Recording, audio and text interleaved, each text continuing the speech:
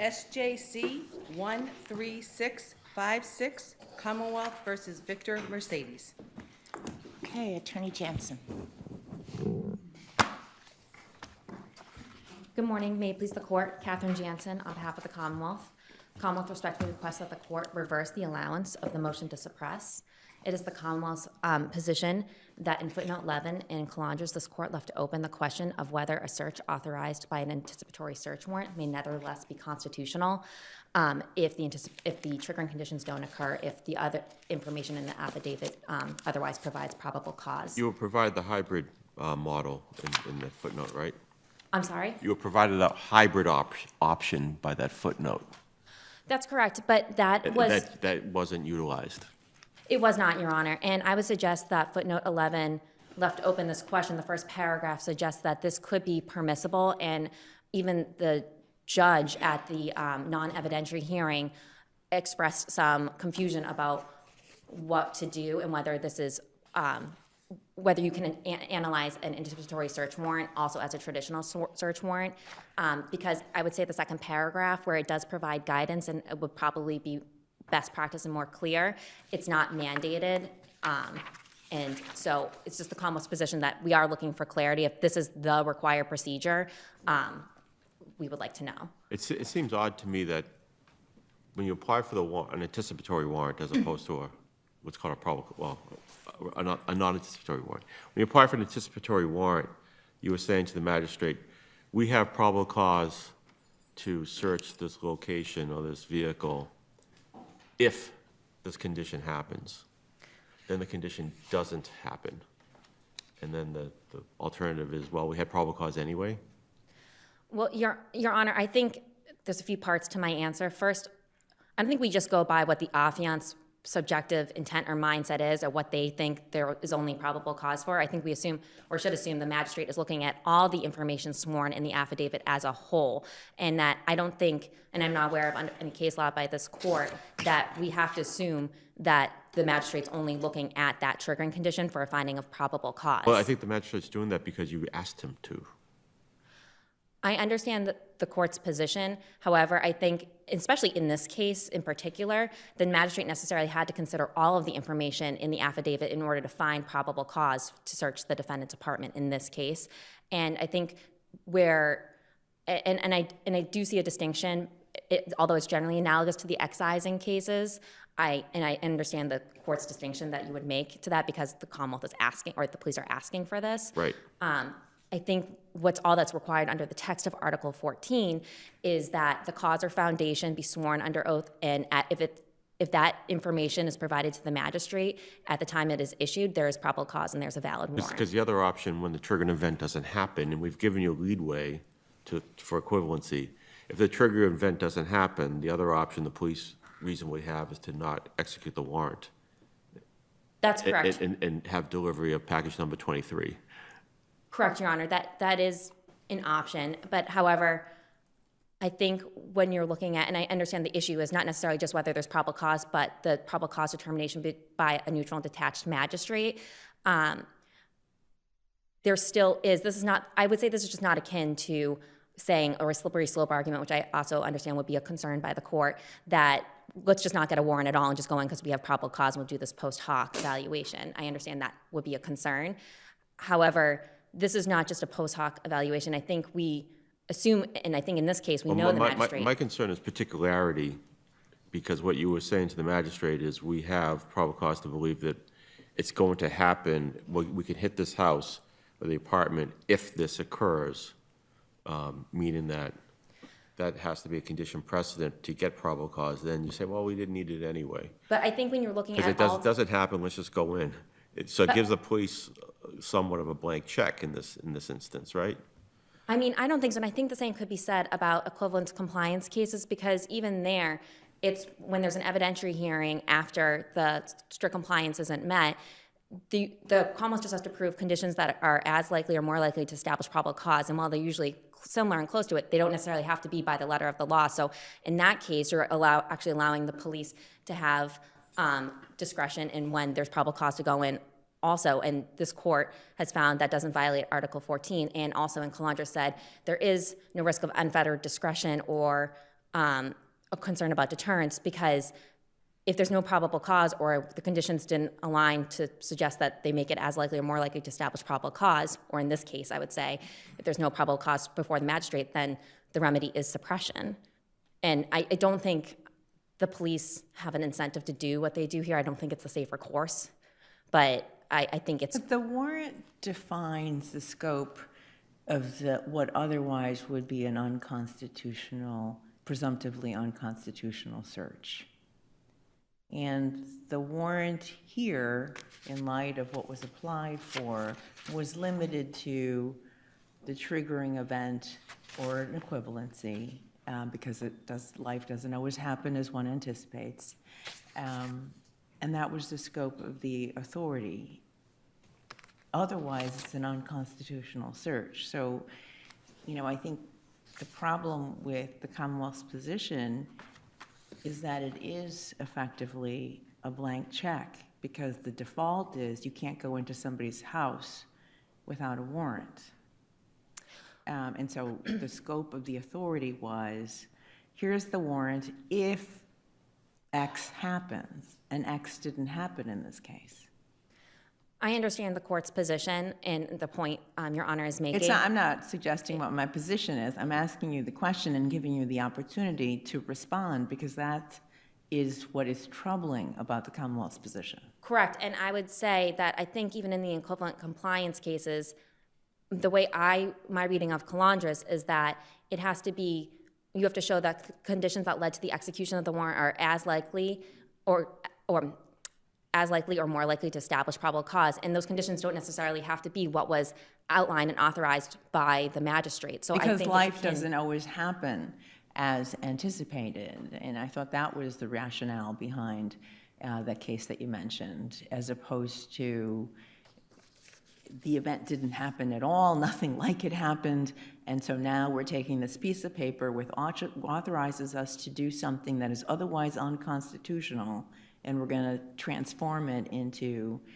something that on its face says probable cause existed to enter the gentleman's home. And I still think you're still essentially, in the equivalent compliance cases, potentially giving the police a blank check, but also under Article 14, and there's nothing to say, I don't think there's anything to suggest that just because a warrant contains authorized triggering conditions or anticipatory language doesn't mean it can't be reviewed as a traditional warrant where there is probable cause, because we are assuming the magistrate is looking at everything.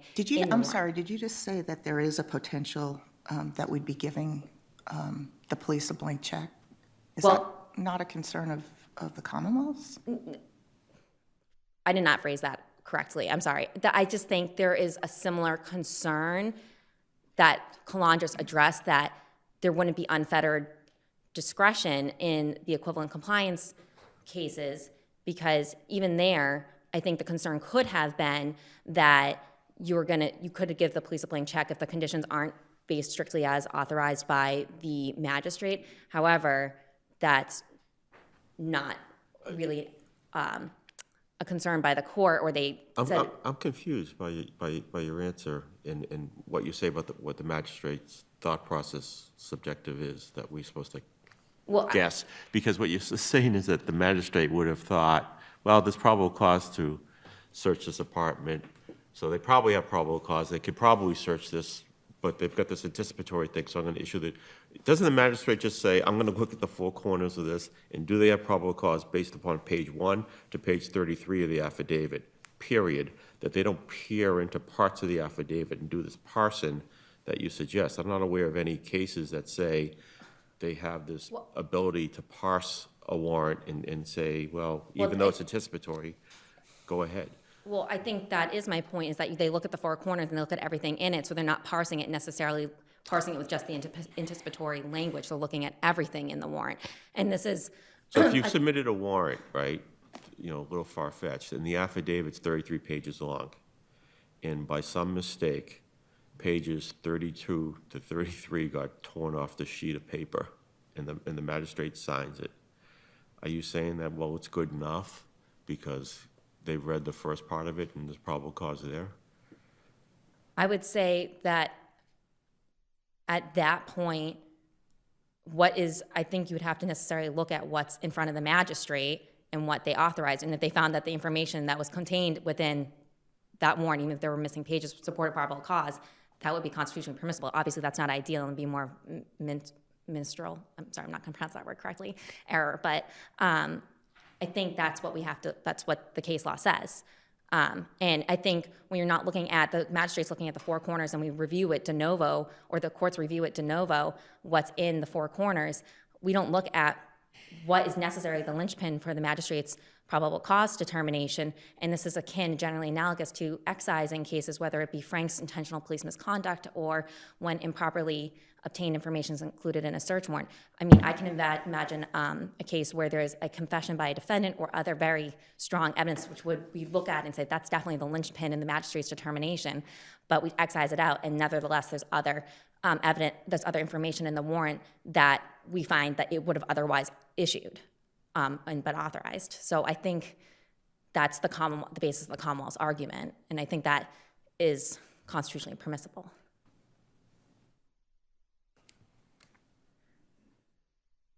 I'm happy to address the other two issues in the brief. What would happen if the warrant said, go ahead and search House A, but the affidavit supported probable cause to search House B, and then when executing it, the police go to House B and go ahead and execute it at B? What would be the Commonwealth's position? Well, I would say that is not. I would say would that's it not. be okay for the?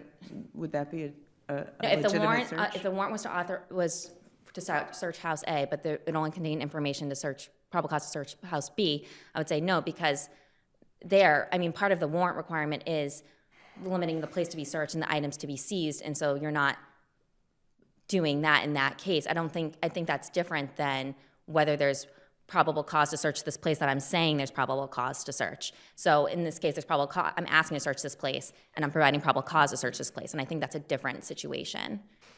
Can I just ask for a question of clarification, given the argument you've made today? Do you agree that the only type of warrant that was applied for was an anticipatory warrant? Yes, Your Honor. Okay, and do you also agree that the only type of warrant that was issued was an anticipatory warrant?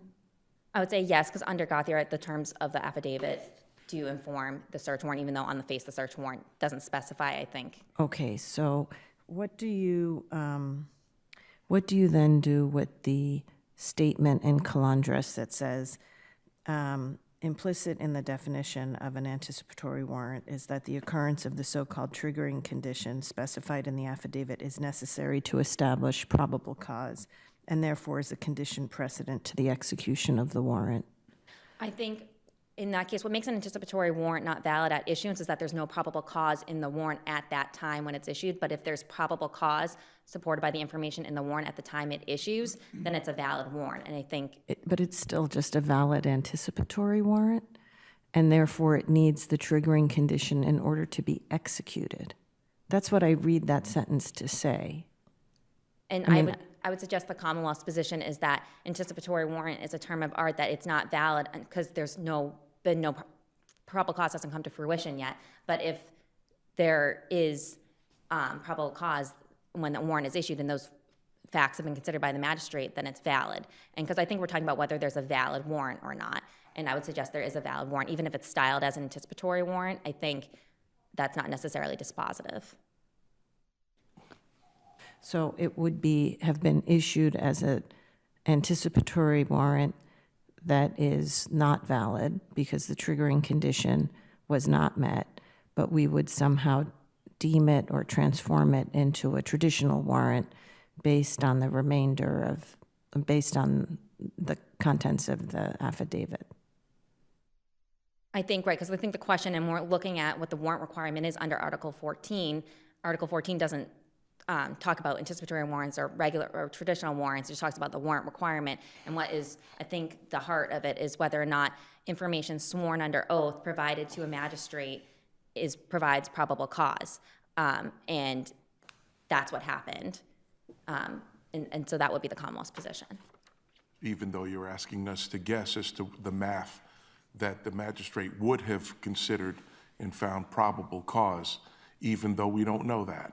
I think that happens in excising cases as It- well. It does, but this is a big deal because you're going into the house with a limited warrant that now you're saying that this person that reviewed it would have allowed it for all purposes in any event. That's a big deal. But so we have to draw that inference. I mean, I think so based on the other case law regarding excising. But the excising cases are a remedy, right, for illegal information. Well, correct. Well, it's a remedy, but also it's whether or not the search comports with Article 14 of the Fourth Amendment. And so if it doesn't, if you excise it out and it doesn't provide, the other information otherwise doesn't provide probable cause, then it's suppression. So I don't think it's just solely a remedy. I think it also addresses whether or not the search was unreasonable and unconstitutional. Okay, thank you. Thank you. Okay, Attorney Mesfer.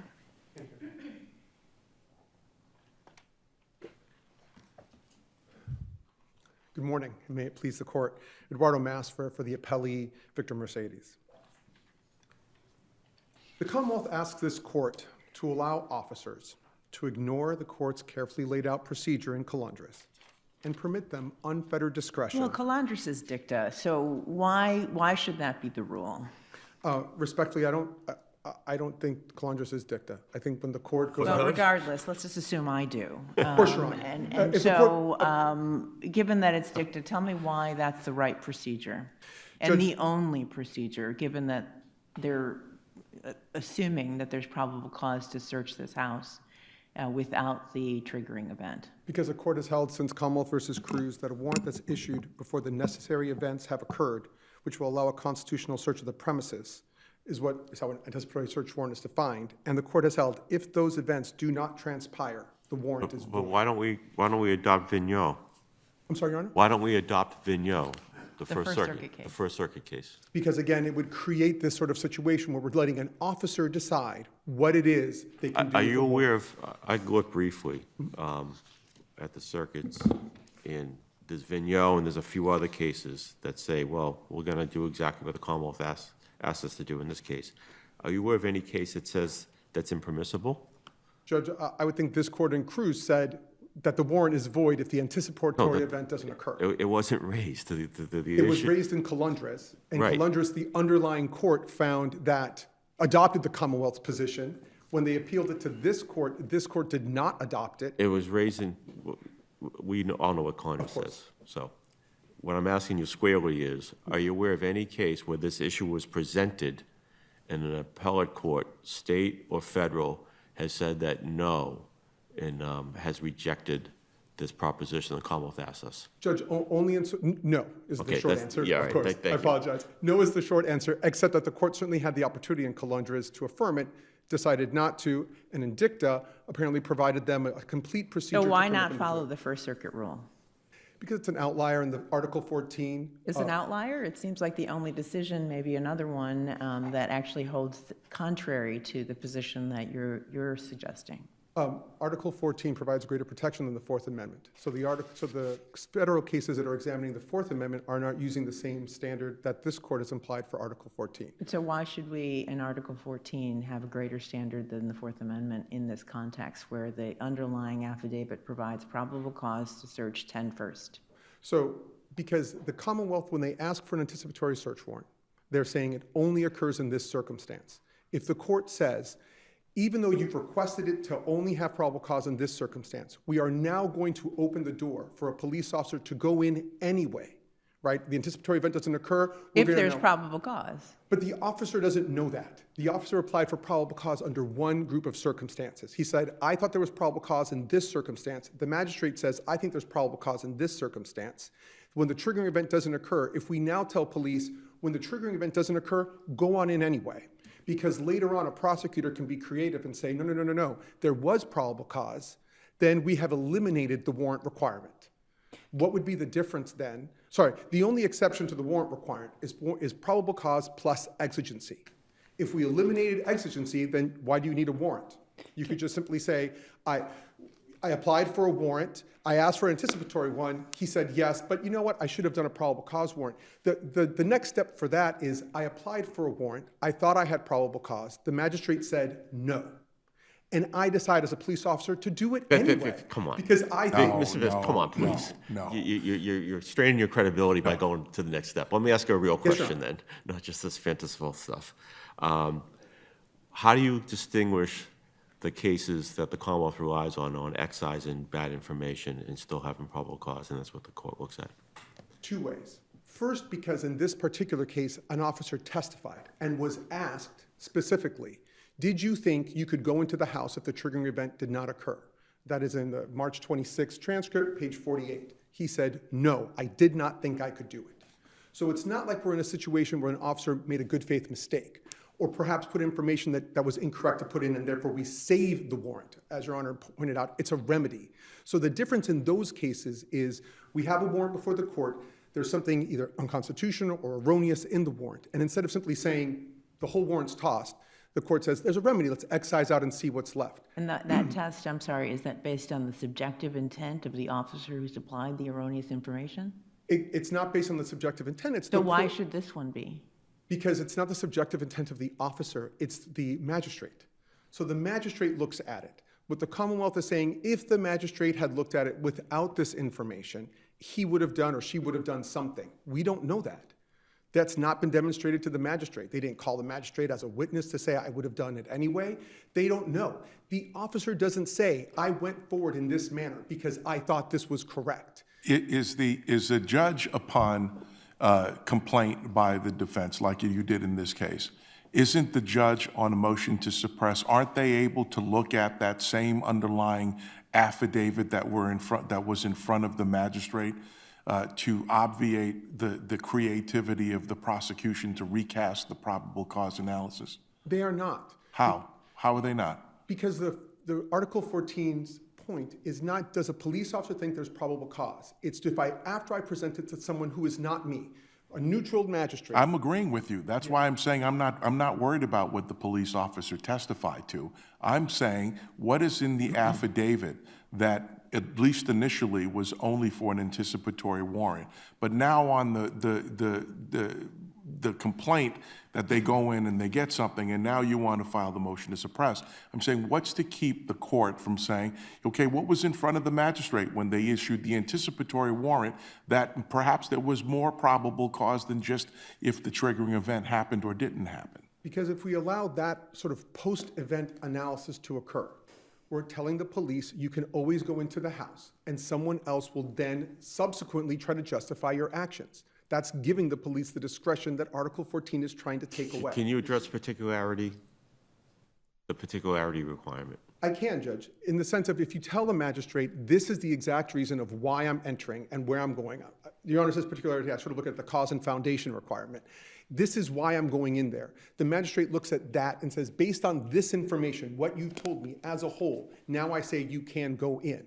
If the Commonwealth would like to do a different item, sort of do this traditional warrant analysis, they have a solution for that. The solution was the one that the court proposed in Calandras. It is not a heavy lift for the Commonwealth to follow that procedure. They take the same warrant and they staple it to a new cover sheet and they say, please analyze this, magistrate, without the triggering event.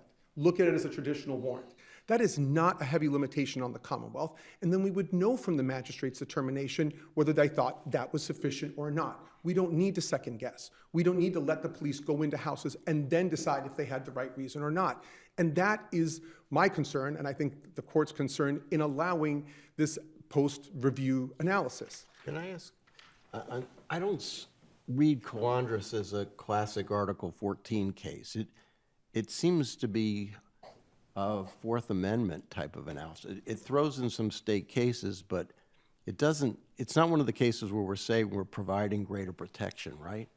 How do we know? I mean, it looks like they're just applying Fourth Amendment law here. Is that, I mean?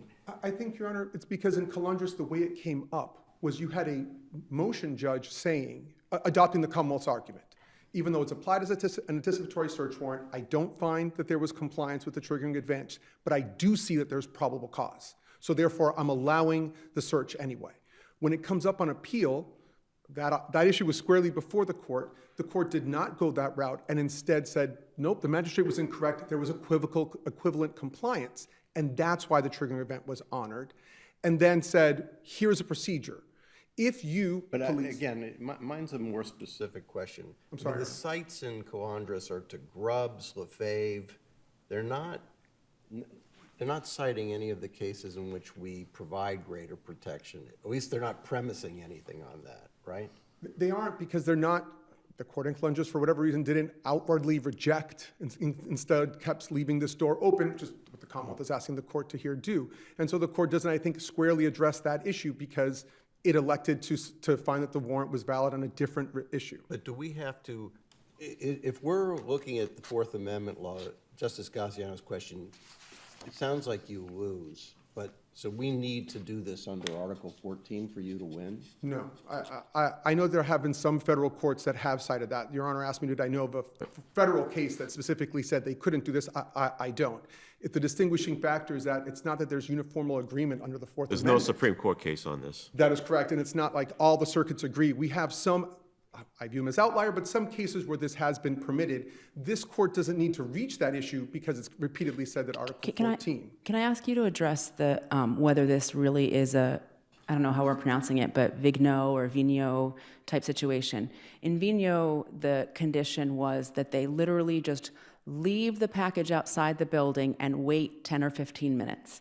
And Judge Boudin wrote that did not add to probable cause. The fact that the package sat there for 10 to 15 minutes didn't provide any additional probable cause. So I have two questions here. First, can you tell us your position on whether in this case the same is true, that with respect to the Salem address, there was no material addition to the probable cause calculus from the anticipated trigger? Yes, there is a difference, and that is because, as the court is well aware, drugs are a disposable commodity. We don't know if drugs are going to be in any particular location at a time.